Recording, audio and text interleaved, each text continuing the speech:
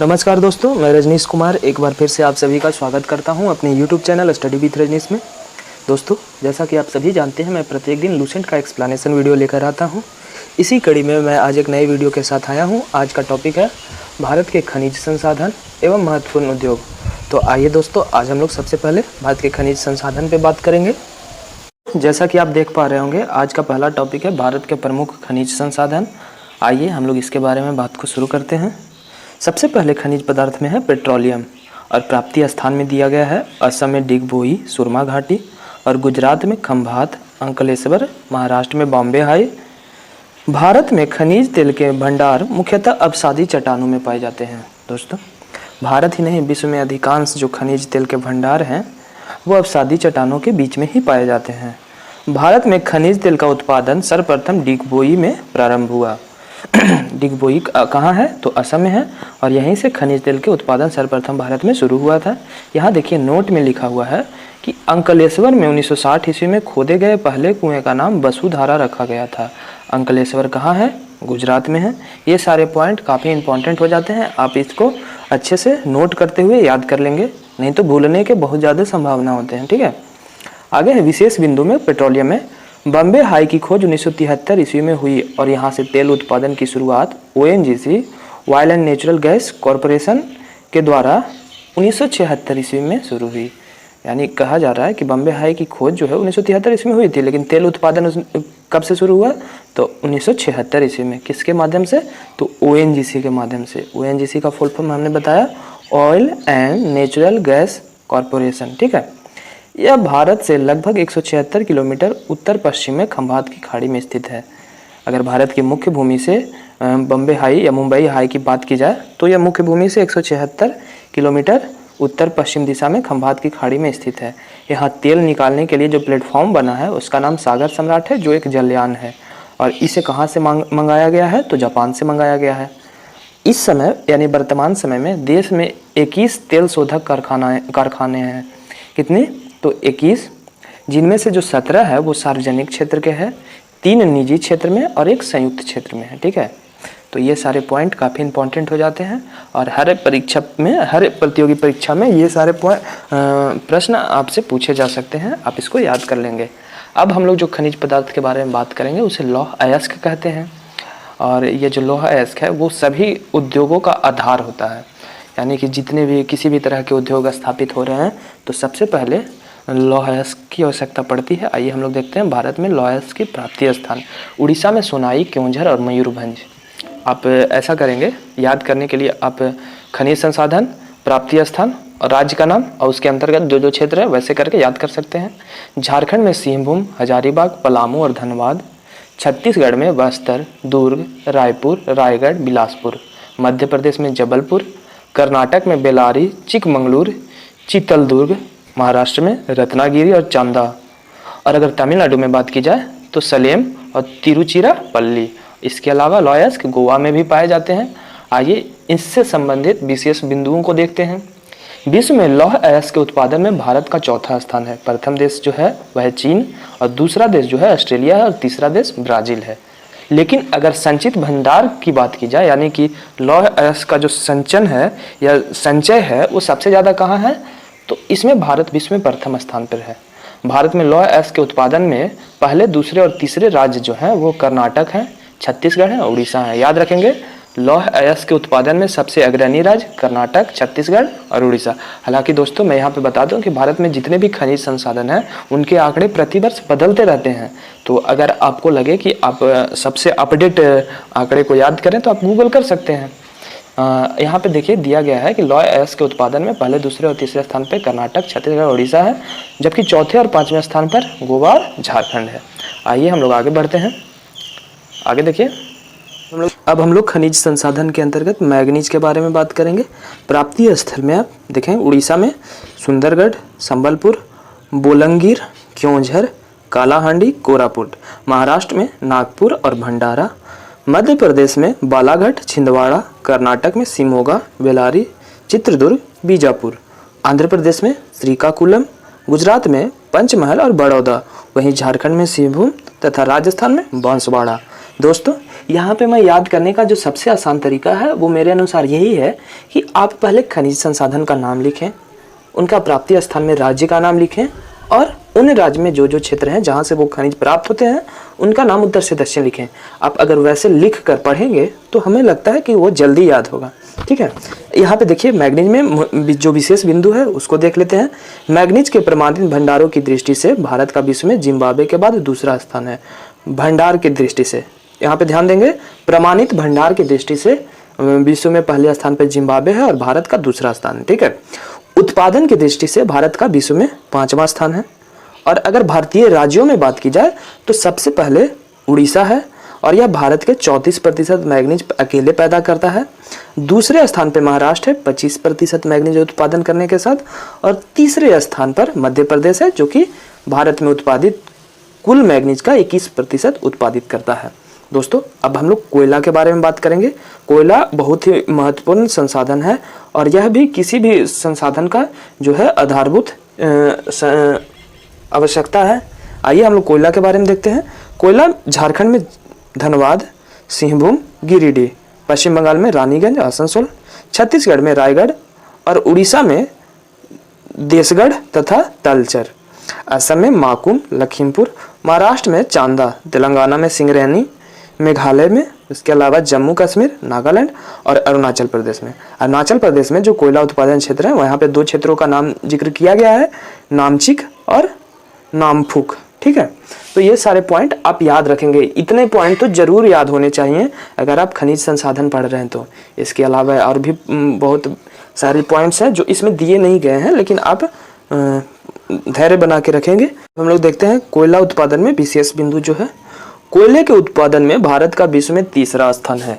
भारत में कोयले के उत्पादन में 3 राज्य जो हैं वो क्रमशः हैं। सबसे ज़्यादा झारखंड है, फिर उड़ीसा है, छत्तीसगढ़ है और फिर उड़ीसा है।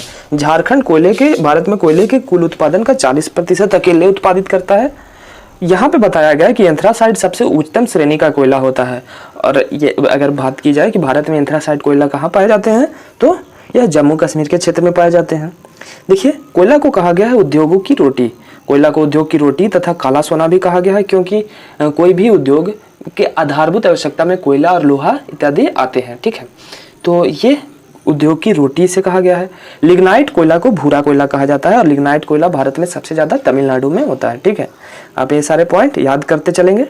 आगे है तांबा।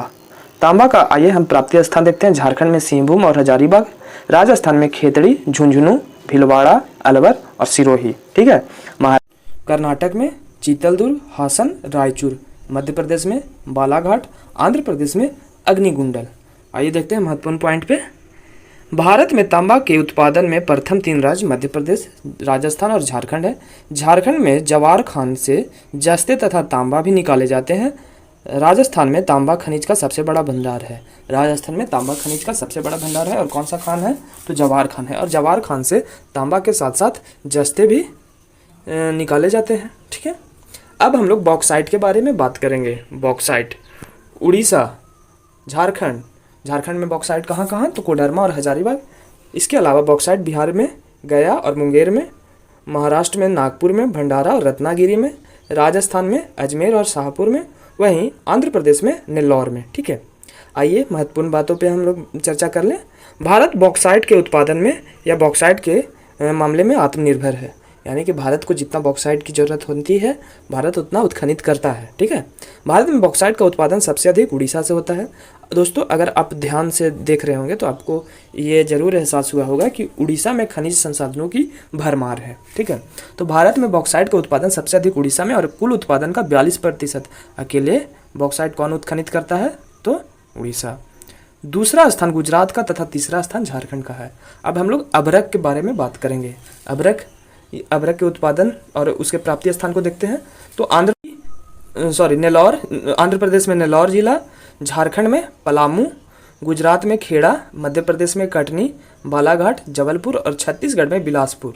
इसके अलावा अभ्रक राजस्थान में भी होता है। वर्तमान में आंध्र प्रदेश भारत का 72% से अधिक अभ्रक पैदा करता है। उत्पादन में यह दूसरा स्थान दूसरा स्थान जो है उत्पादन में अबरक का राजस्थान का है, लेकिन प्रथम स्थान आंध्र प्रदेश का। दोस्तों अबरक का झारखंड में यहाँ पे जिक्र नहीं किया गया है, लेकिन मुझे जहाँ तक पता है झारखंड में कोडरमा में भी अबरक कोडरमा से भी उत्खनित होते हैं। ठीक है, अब हम लोग बात करेंगे सोना का। सोना का जो प्राप्तीय स्थान है वो कर्नाटक में है, कोलार, ऊटी तथा हट्टी की खान, और आंध्र प्रदेश में रामगिरी खान और अनंतपुर, तेलंगाना में वारंगल क्षेत्र, तमिलनाडु में नीलगिरी एवं सलेम, और झारखंड में पूर्वी सिंहभूम।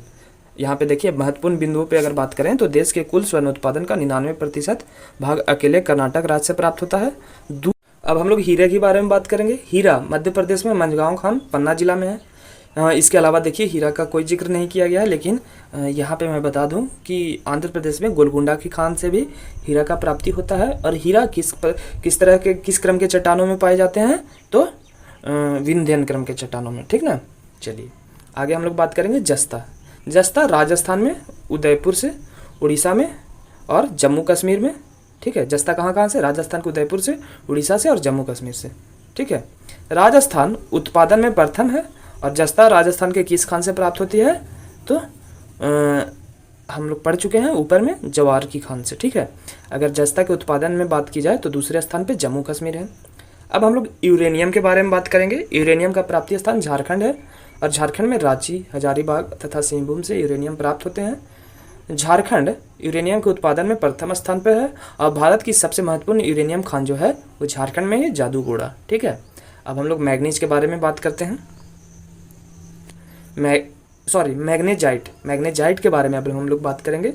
इसका जो प्राप्तीय स्थान है उत्तराखंड, राजस्थान, तमिलनाडु तथा आंध्र प्रदेश है, और इसका सर्वाधिक भंडार जो है वो उत्तराखंड में है। कितना है, तो 68%। ठीक है, चलिए अब हम लोग चांदी के बारे में बात करते हैं। चांदी जो है प्राप्तीय स्थान में राजस्थान में जवार की खान, कर्नाटक में चित्रदुर्ग और बेलारी, आंध्र प्रदेश में कुडप्पा और गुंटूर, झारखंड में संथाल परगना और सिंहभूम। तो ये सारे जो हैं वो चांदी के प्राप्ति के स्थान हैं।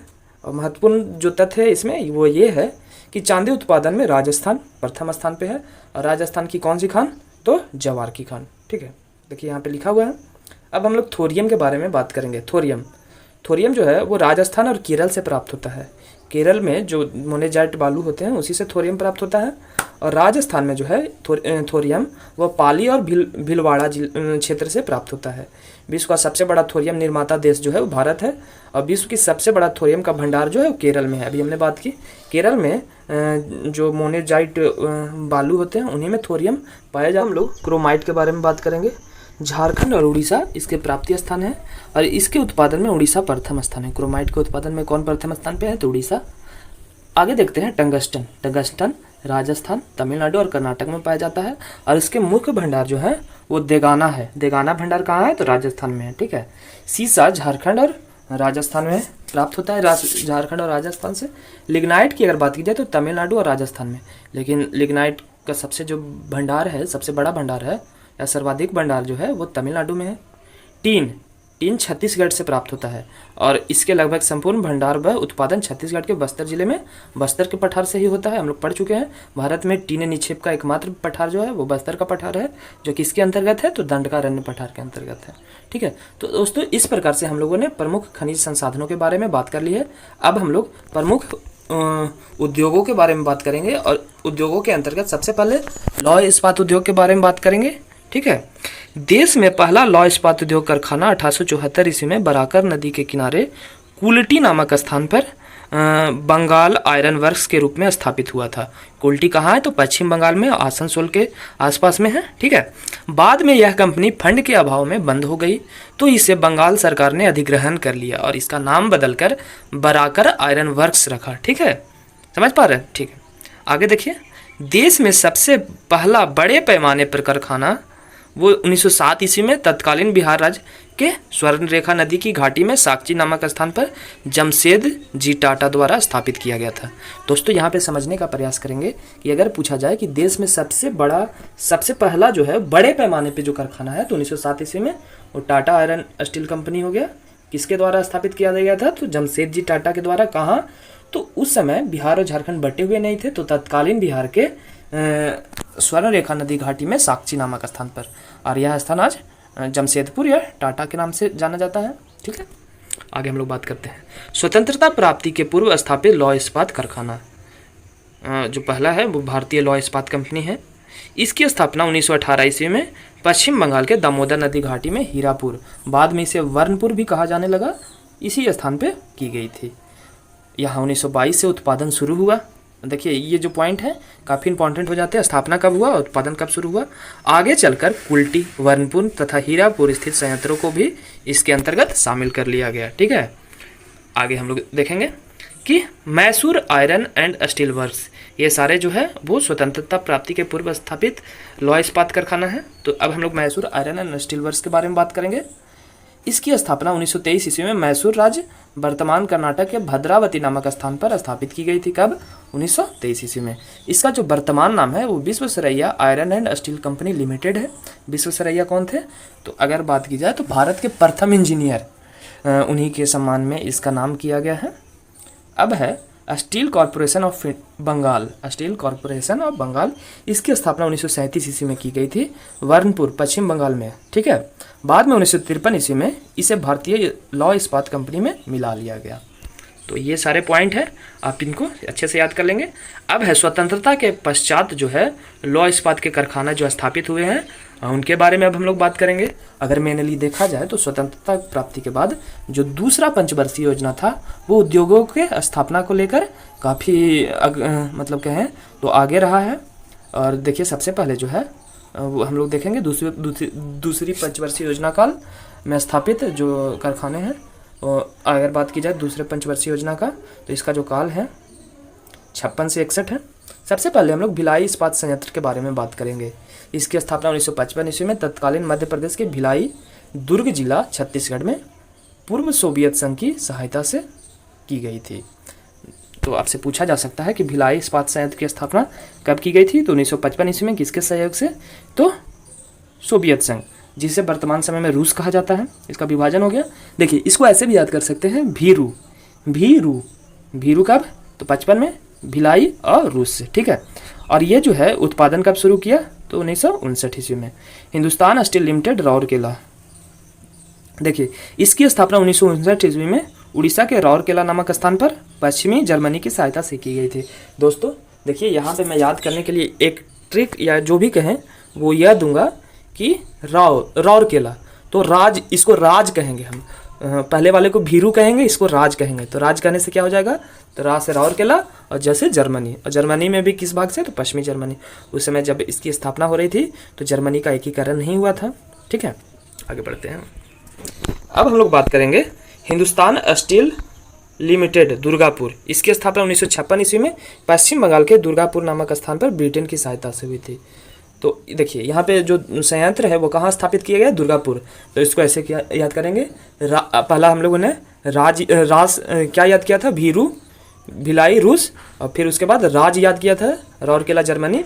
अब इसको कहेंगे दुब्बी, दुब्बी, दुर्गापुर, दू से दुर्गा और बी से ब्रिटेन। इसकी स्थापना 1956 ईस्वी में पश्चिम बंगाल के दुर्गापुर नामक स्थान पर ब्रिटेन के सहायता से की गई थी। 1962 ईस्वी में इसमें उत्पादन शुरू हुआ।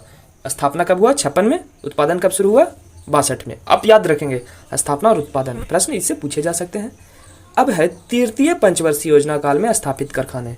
तृतीय पंचवर्षीय योजना का काल क्या रहा था, तो 61 से 66 तक। ठीक है, आइए देखते हैं।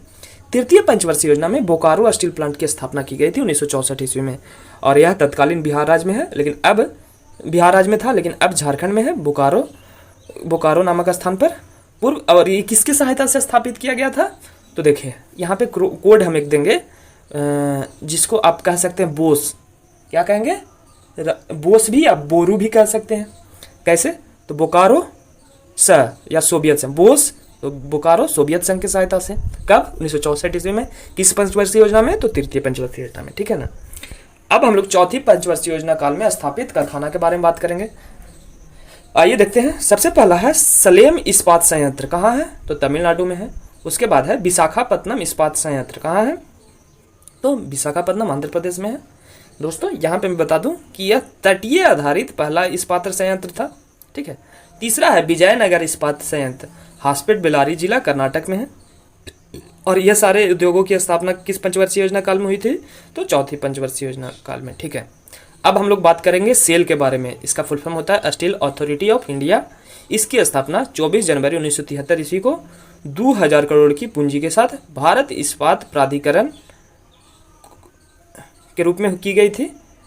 इस कहा गया है कि 2000 करोड़ की पूंजी के साथ भारत इस्पात प्राधिकरण को भिलाई, दुर्गापुर, बोकारो, राउरकेला, बर्नपुर, सलेम, विश्वेश्वरैया इत्यादि लौह इस्पात को एक साथ कर इसका संचालन की जिम्मेदारी सौंपी गई है। किसको सौंपी गई है? तो सेल को सौंपा गया है, जिसकी स्थापना 24 जनवरी 1973 को हुई थी। कितने पूंजी के साथ? 2000 करोड़ के साथ। और ये किन किन कंपनियों का या किन किन उद्योगों का संचालन करता है? तो भिलाई, दुर्गापुर, बोकारो, राउरकेला, बर्नपुर, सलेम एवं विश्वेश्वरैया लौह इस्पात कारखाना। ठीक है, आगे बात करते हैं। वर्ष 2014 ईस्वी में भारत, चीन, जापान तथा यूएसए के बाद विश्व का चौथा सबसे बड़ा इस्पात उत्पादक देश बना। कब बना? तो 2014 में। किसके बाद? तो चीन, जापान और यूएसए के बाद चौथा सबसे बड़ा उत्पादक देश बना भारत। स्पंज आयरन के उत्पादन में भारत का विश्व में प्रथम स्थान है। ठीक है, भारत का पहला तटवर्ती इस्पात कारखाना विशाखापत्तनम आंध्र प्रदेश में लगाया गया। हम लोग पहले भी बात कर चुके इस पे। अब हम लोग लौह इस्पात के बाद, लौह इस्पात उद्योग के बाद एल्युमिनियम उद्योग के बारे में बात करेंगे। भारत में एल्युमिनियम का पहला कारखाना 1937 ईस्वी में पश्चिम बंगाल के आसनसोल के निकट जेके नगर में स्थापित किया गया था। भारत में पहला एल्युमिनियम का कारखाना कब स्थापित किया गया था? तो 1937 ईस्वी में। ठीक है, 1938 ईस्वी में 4 कारखाने तत्कालीन बिहार राज्य के मुरी में, जो कि अब झारखंड में है, केरल के अलवाय में, पश्चिम बंगाल के वेलूर व उड़ीसा के हीराकुंड में स्थापित किए गए थे। कब? 1938 में। हिंदुस्तान एल्युमिनियम कॉरपोरेशन लिमिटेड यानी कि हिंडाल्को की स्थापना 1958 ईस्वी में रेणुकूट उत्तर प्रदेश नामक स्थान पे किया गया था। कब? तो 1958 ईस्वी में हिंडाल्को की स्थापना कहाँ की गई थी? तो रेणुकूट कहाँ है? उत्तर प्रदेश में। अगर बात की जाए हिंडाल्को की, तो हिंडाल्को का जो स्थापना किया गया था किस देश के सहयोग से किया गया था? तो संयुक्त राज्य अमेरिका। ठीक है, मद्रास एल्युमिनियम कंपनी तमिलनाडु के मैटूर में स्थापित की गई थी। मद्रास एल्युमिनियम कंपनी कहाँ स्थापित की गई थी? तो तमिलनाडु के मैटूर में। ठीक है, यहाँ पे देखिए भारत के प्रमुख एल्युमिनियम कंपनी और उनके सहायक देश और प्रमुख केंद्र। बाल्को, अगर बाल्को की बात की जाए तो सोवियत संघ की सहायता से, और प्रमुख केंद्र जो है कोरबा और कोयना है। ठीक है, नाल्को फ्रांस की सहायता से, दामनजोड़ी उड़ीसा इसका प्रमुख केंद्र है, हिंडाल्को यूएसए की सहायता से, रेणुकूट इंडाल्को कनाडा की सहायता से, जेके नगर, मुरी, अलवाय और माल्को इटली की सहायता से, चेन्नई, मेटूर और सलेम में, वेदांता जर्मनी की सहायता से, जो कि झांसुगुड़ा में। ये सारे पॉइंट जो हैं, जो ब्लैक कलर रेड कलर के बॉक्स में दिए गए हैं, आप उसको अच्छे से याद कर लेंगे। यहाँ पे देखिए एल्युमिनियम उत्पादन करने में भारत का विश्व में 8वां स्थान है। एल्युमिनियम उत्पादन में भारत का विश्व में कितवां स्थान है? तो 8वां स्थान है। नेशनल एल्युमिनियम कंपनी लिमिटेड यानी कि नाल्को, जो फ्रांस के सहायता से स्थापित किया गया था, कहाँ? तो दामनजोड़ी में। नेशनल एल्युमिनियम कंपनी लिमिटेड देश के सबसे बड़े समन्वित एल्युमिनियम संयंत्र परिसर का गठन 7 जनवरी 1981 ईस्वी को किया गया था। इसका पंजीकृत कार्यालय जो है वो भुवनेश्वर में है, लेकिन प्रमुख केंद्रों की बात की जाए तो ये दामनजोड़ी उड़ीसा में है। ठीक है, अब बात हम लोग करेंगे सूती वस्त्र उद्योग के बारे में। ठीक है, सूती वस्त्र उद्योग आधुनिक ढंग से सूती वस्त्र की पहली मिल की स्थापना 1818 ईस्वी में कलकत्ता के समीप फोर्ट ग्लोस्टर में किया गया था, किंतु यह असफल रहा। अगर बात की जाए आधुनिक ढंग से सूती वस्त्र की पहली मिल जो है वह 1818 ईस्वी में कलकत्ता के समीप फोर्ट ग्लोस्टर में किया गया था, लेकिन यह असफल रहा। अगर बात की जाए सफल कारखाने की, तो सबसे पहले सफल कारखाना जो है आधुनिक सूती वस्त्र का वो 1854 ईस्वी में बम्बई में किया गया था। उस समय उसका नाम बम्बई था। और किसके द्वारा किया गया था? तो कवास जी डावर। एक कवास जी डावर जो थे एक फारसी बिजनेसमैन थे, और उन्होंने 1854 ईस्वी में बम्बई में आधुनिक सूती वस्त्र की स्थापना की, और जिससे 1856 ईस्वी से उत्पादन शुरू हुआ। ठीक है, तो ये पॉइंट काफ़ी इंपॉर्टेंट हो जाते हैं कि भारत में सबसे पहले सूती वस्त्र का कारखाना कहाँ स्थापित किया गया था आधुनिक ढंग से, और कौन सफल कौन असफल, ये सारे पॉइंट आप देख के याद कर सकते हैं। यहाँ पे सूती वस्त्र उद्योग का सर्वाधिक केंद्रीकरण जो हुआ है वह महाराष्ट्र एवं गुजरात राज्य में है। अन्य राज्य जो हैं वो पश्चिम बंगाल, मध्य प्रदेश, तमिलनाडु, आंध्र प्रदेश, केरल और उत्तर प्रदेश। दोस्तों यहाँ पे प्रश्न उठता है कि आखिर सूती वस्त्र उद्योग का जो सर्वाधिक केंद्रीकरण है वह महाराष्ट्र और गुजरात राज्य में ही क्यों हुआ? तो यहाँ पे समझने योग्य बात यह है कि इन क्षेत्रों में काली मिट्टी पाई जाती है, और काली मिट्टी में कपास की खेती अच्छी होती है और कपास से ही सूती वस्त्र उद्योग को बढ़ावा मिलता है।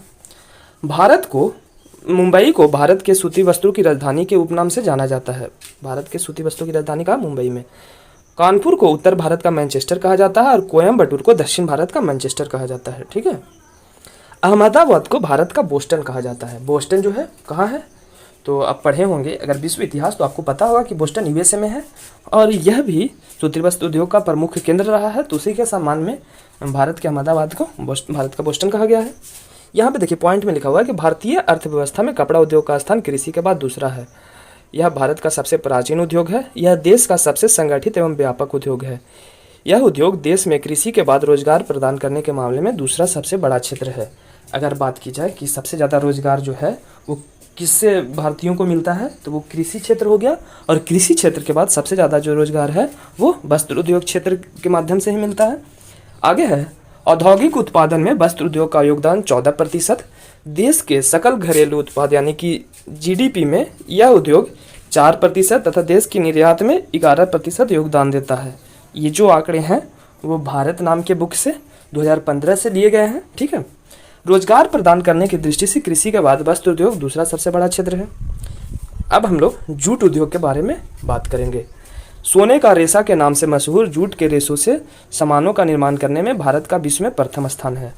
अगर जूट के सामान का उत्पादन करने की बात की जाए तो भारत का विश्व में पहला स्थान है। इसका पहला कारखाना जो है जूट उद्योग का पहला कारखाना कोलकाता के समीप रिसरा नामक स्थान पर 1855 ईस्वी में लगाया गया था। ठीक है। तो आप इसको याद रखेंगे। देखिए प्रश्न कहाँ से बनते हैं? प्रश्न इन्हीं सभी पॉइंट से बनते हैं कि कौन सा उद्योग किस क्षेत्र से संबंधित, कब खोला गया, वहाँ से उत्पादन कब शुरू हुआ, कब सबसे पहले प्रयास किया गया, कौन सा उद्योग सफल रहा और किस राज्य के भौगोलिक सीमा में वह उद्योग स्थापित किए गए। और अगर आपको ये भी बताया जाए तो यह भी हो सकता है कि किसने स्थापित किए। ठीक है। भारतीय जूट निगम, इसकी स्थापना 1971 ईस्वी में जूट के आयात या निर्यात एवं आंतरिक बाजार की देखभाल करने के लिए की गई थी। भारतीय जूट निगम की स्थापना कब की गई थी? तो 1971 ईस्वी में। ठीक है। भारत विश्व के 35% जूट के सामानों का निर्माण करता है और दूसरा सबसे बड़ा निर्यातक राष्ट्र है। भारत विश्व के 35% जूट के सामानों का निर्माण करता है और दूसरा सबसे बड़ा निर्यातक राष्ट्र है। पहले स्थान पर कौन होगा निर्यातक राष्ट्रों में? तो बांग्लादेश। ठीक ना। ठीक है। जूट उद्योग से संबंधित प्रमुख स्थान अगर बात की जाए तो पश्चिम बंगाल में टीटागढ़, रिसरा, बाली, अगरपाड़ा, बांसबेरिया, कानकिनारा, उलबेलिया, श्रीरामपुर, बजबज, हावड़ा, श्यामनगर, शिवपुर, सियालदह, विरलापुर, होलीनगर, बैरकपुर, ये सारे जूट उद्योग से संबंधित महत्वपूर्ण स्थान है। कहाँ? तो पश्चिम बंगाल में। आंध्र प्रदेश में बात की जाए तो विशाखापत्तनम, गुंटूर। ठीक है। उत्तर प्रदेश में कानपुर, सहजनवा जो कि गोरखपुर के पास है। बिहार में पूर्णिया, कटिहार, सहरसा, दरभंगा। यहाँ देखिए नोट में लिखा हुआ है अंतर्राष्ट्रीय जूट संगठन की स्थापना 1984 ईस्वी में हुई थी और इसका मुख्यालय कहाँ है? तो ढाका में है। ठीक है। अब हम लोग चीनी उद्योग के बारे में बात करेंगे। भारत में आधुनिक चीनी उद्योग की शुरुआत जो हुई थी वो 1903 ईस्वी में बिहार में पहली चीनी मिल की स्थापना के साथ हुई थी। ठीक है। भारत के निम्न राज्य चीनी उद्योग से संबंधित है। उत्तर प्रदेश, बिहार, मध्य प्रदेश, पश्चिम बंगाल, पंजाब, हरियाणा, तमिलनाडु, आंध्र प्रदेश और राजस्थान। और उन सभी राज्यों के नाम, उन सभी राज्यों में जो क्षेत्र है उनके नाम दिए गए हैं। आप ये सारे पॉइंट याद कर लेंगे। लिख कर याद करेंगे तो आसानी से याद होगा और कोई दिक्कत नहीं। अगर पहले प्रयास में याद ना भी हो तो कोई बहुत बड़ा इशू नहीं है। ये आज याद करेंगे कल भूल जाएंगे। तो आप इसको बस एक प्रयास करेंगे याद करने का। इसके अलावा एक कॉपी में इसको लिख के आप इसे याद कर लेंगे। ठीक है। अब हम लोग सीमेंट उद्योग के बारे में बात करते हैं। सीमेंट उद्योग विश्व में सबसे पहले आधुनिक रूप से सीमेंट का निर्माण 1824 ईस्वी में ब्रिटेन के पोर्टलैंड नामक स्थान पर किया गया था। ठीक है। सीमेंट उद्योग का आधुनिक रूप से निर्माण सबसे पहले 1824 ईस्वी में कहाँ किया गया था? तो ब्रिटेन के पोर्टलैंड में। भारत में आधुनिक ढंग से सीमेंट बनाने का पहला कारखाना 1904 ईस्वी में मद्रास में लगाया गया था जो कि असफल रहा था। ठीक है ना। तो दोस्तों इसी के साथ आज का जो लूसेंट का एक्सप्लेनेशन वीडियो का जो ये सीरीज है ये समाप्त होता है। हम लोग अगली बार फिर से मिलेंगे एक नए वीडियो के साथ, एक नए टॉपिक के साथ, एक नए जोश के साथ। दोस्तों अगर आप मेरे चैनल पे पहली बार आए हैं तो चैनल को सब्सक्राइब कर लेंगे। अगर वीडियो पसंद आए तो वीडियो को लाइक करेंगे और अपने दोस्तों के साथ शेयर करेंगे। तो दोस्तों ठीक ठीक है, फिर से मिलते हैं एक नए वीडियो के साथ। तब तक के लिए नमस्कार।